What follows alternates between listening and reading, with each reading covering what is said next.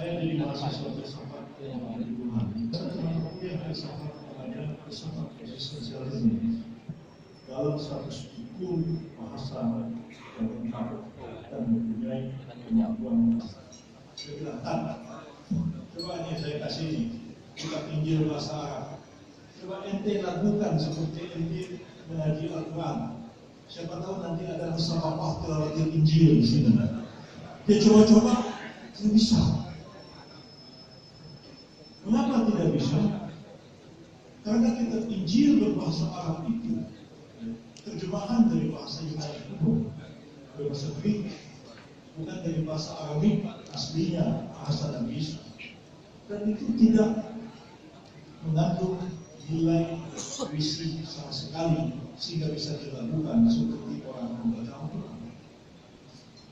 Jadi tidak akan ada musafafah tilawatil Injil orang Aceh bahasa Kotir. Mungkin orang Kristen kalau mungkin musafafah tilawatil Injil itu tidak mungkin.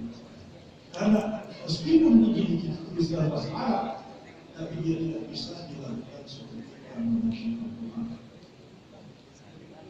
Nah, yang jauh juga perlu kita pikirkan pesan-pesan Al-Quran sebagai petunjuk itu.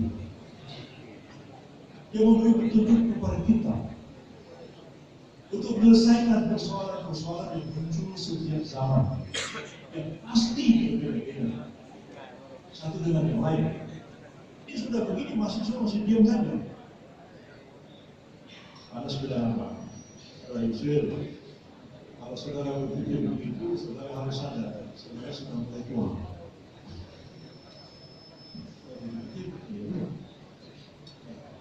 Karena tiap-tiap zaman ada tantangan-tantangan yang berbeda. Maka Rasulullah mengatakan, ajarilah anak-anak kamu itu, didiklah anak-anak kamu itu, karena mereka diciptakan Allah untuk zamannya dan bukan untuk zaman kamu. Saya waktu masih muda bilang sama ayah saya tidak mau